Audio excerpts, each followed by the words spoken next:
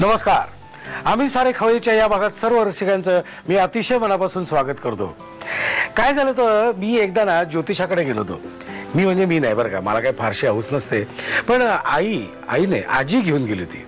आजी मला ज्योतिषाकडे घेऊन गेली होती. म्हणजे ते देवळाच्या बाहेर बसतात ना, देवाला नमस्कार वगैरे केला आणि बाहेर तो ज्योतिष होता, त्या ज्योतिषाकडे घेऊन गेली.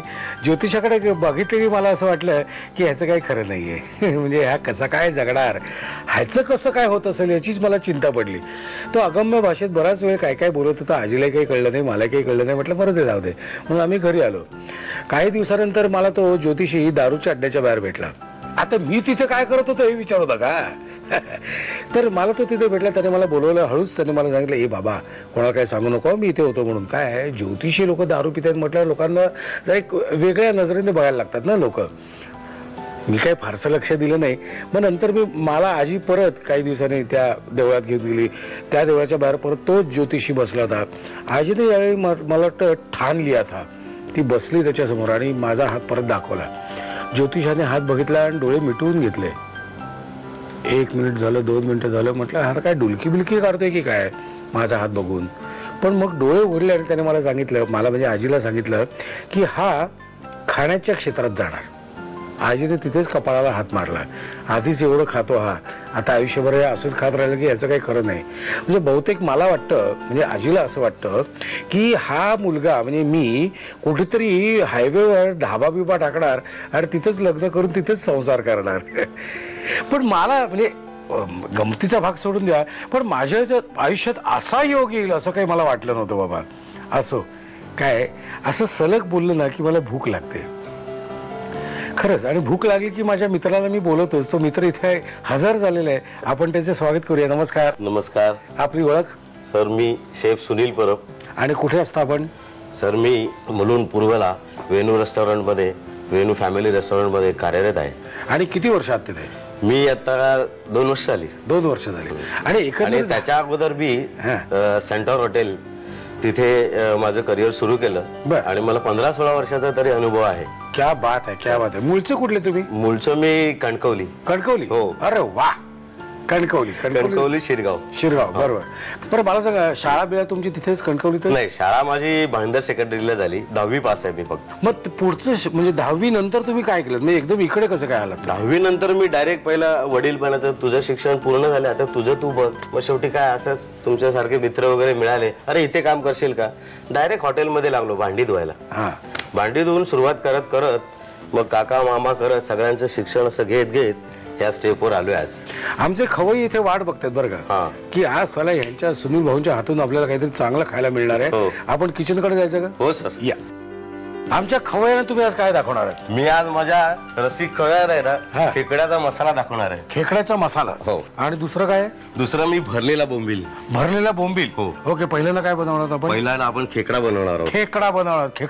खेकड्याचं साहित्य सांगतं का? अर्थात खेकडा आलाच त्याच्यात. हे काय? हा खेकडा मसाल्यासाठी आपण एक अख्खा बाजारात खेकडा आणलेला खेकडा आहे. हे हा सारा खडा मसाला, हा चिरलेला कांदा, हा मालवणी मसाल्यापासून वाटून केलेला मसाला पावडर, जिंजर गार्लिक पेस्ट, हळद, मिरची पावडर, खसखस, त्रिफळा, ओल्या नारळाचा चव, सुकं खोबरं किसलेलं, जिरं, कोथिंबीर, कढीपत्ता आणि हे कोकम आणि मीठ. आणि सर्वात शेवटी चवीनुसार टाकणार आपण हे मीठ. ओके. आता काय करायचं मला सांगा? सुरुवातीला आहे ना आपण खेकडा साफ करून घेऊया. ओके.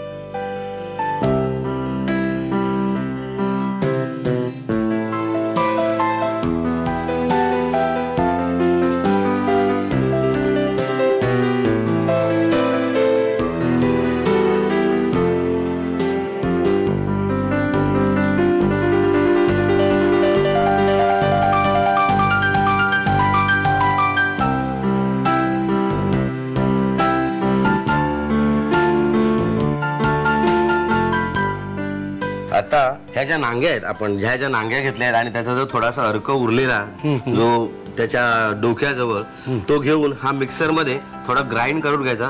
थोडा अर्धा कप पाणी टाकायचं, कारण की ह्या नांग्या चिवट असतात, जरा कडक असतात. मग त्या वाटून घेतल्या की त्याला जे पाणी सुटतं, जो अर्क आहे तो असा छोट्याशा एका गाळण्यात तो अर्क गाळून घ्यायचा. काढून घ्यायचं. ओके, म्हणजे आपल्याला हे आता मिक्सर मधून काढून घ्यायचं. मिक्सर मधून काढून घ्यायचंय आणि त्याच्या अगोदर आपण त्याच्या बरोबर ह्या खेकड्याला सुद्धा मॅरिनेशन करून घेऊया. आधी मॅरिनेशन करून घ्या. हो चालेल. चालेल, हे मी आपण नंतर करूया. हो, मॅरिनेशन साठी आपण एक अर्धा टेबलस्पून किंवा 1-2 टेबलस्पून आल्या लसणाची गोळी घालायची. त्याच्यामध्ये थोडीशी अर्धा टेबलस्पून हळद, अर्धा टेबलस्पून मिरची पावडर आणि थोडस घेतानाच आपण थोडस कोकमाचं आगळ 2 टेबलस्पून हे आगळ पण त्याच्यावर घालायचं आणि त्यानुसार थोडस चवीनुसार थोडस मीठ सुद्धा आपण त्याच्यात घालायचं. ओके, मीठ थोडस घालून झालं की आपण त्याला व्यवस्थित मॅरिनेशन करून आता हे आता मॅरिनेशनला आपण ठेवून देऊया. आता रश्श्याचं वाटप कसं करायचंय? हा, रश्श्याचं वाटप आपण ह्याच्यातच डायरेक्ट करावं लागेल. पहिला थोडासा आपल्याला हे सगळं मिरची, तेजपत्ता, जावेत्री. मी टाकू काय? बऱ्याच वेळ मी उभा आहे. हो हो हो, नुसताच? तुम्ही टाकताय? नुसताच चालेल उभा आहे सर, मी. चालेल सर. हे धणे झाले की आपण त्याला असं हळू हाताने थोडस आपला गरम मसाला आहे तो तडकायला हवा आणि त्याच्यानंतर आपण घेणार आहोत कांदा. की कांदा हलकासा थोडासा तांबूस होईपर्यंत असा हलवायचा. तर आता आपण नारळाचा चव हा आपण थोडासा घालून घेऊया एका खेकड्यापुरती. त्याच्यात थोडं सुकं खोबरं टाकूया किसलेलं. ओके, हे सुकं खोबरं किसलेलं टाकलं, तो ब्राऊन झाला असं वाटलं तर मग आपण त्याच्यात थोडीशी हळद. मसाला थोडा तिखट करूया. हो हो, मिक्स मालवणी मसाला सुद्धा माझा स्वतः तयार केलेला आणलेला. First class. 1-2 टेबलस्पून आपण घालून घेऊया असा. हा, आणि थोडीशी खसखस पण मी मध्ये का टाकली आहे माहिती आहे का? खसखस लगेच काळी पडते. आणि आता एवढं सगळं झालं की आपण ह्या सारणाला व्यवस्थित मिक्सर मधनं काढायचं. पण तत्पूर्वी त्याच्यावरती कोथिंबीर घालायची. वाटून घेतलेले आहेत. एक म्हणजे हा तुमचा वाटप, हे सुक्या ओल्या खोबऱ्याचं वाटप आणि हे अर्क. ओके. ओके, आणि मॅरिनेशन तर मगाशीच झालेलं आहे. ओके, आता काय करायचं सांगा मला. आता सध्या सुरुवातीला तेल तापवायचं आणि त्याच्यामध्ये आपल्या प्रमाणानुसार म्हणजे आपला अंदाज म्हणजे थोडस 2 तमालपत्र, 2 काळी मिऱ्या, 2 लवंगा आणि 2 दालचिनी आणि 2 जाड्या वेलची, मसाला वेलची, हे आपण ते फोडणीला घालायचं. ओके, आणि आता त्याच्यात आपण कांदा, थोडा चिरलेला कांदा घालायचा फोडणीला. चिरलेला कांदा टाकल्यावर थोडीशी 2-4 कढीपत्त्याची पानं सुद्धा घालायची. मसाला, हा, त्याच्यात आपण एक चमचा तिखट करायचं आपल्याला. हो, 1 चमचा फुल, 1 फुल टेबलस्पून. हो बरोबर आहे. आणि थोडस मिरची पावडर, हळद, थोडीशी हलकी हळद. आणि आता आपण जे वाटप काढलंय ते वाटप घालायचं. हे बस, हे वाटप झालेलं आहे. थोडस तेल सोडायला लागलं वाटप, मग आपण त्याच्यामध्ये हा जो खेकडा साफ करून घेतलाय, अच्छा, तो त्याच्या पाठी सकट टाकायचा. बर, आणि त्यालाही मसाला सगळा लागेल आणि त्यालाही व्यवस्थित असा ढवळून घ्यायचा. हा, आता त्याच्यात आपण अर्क घालूया.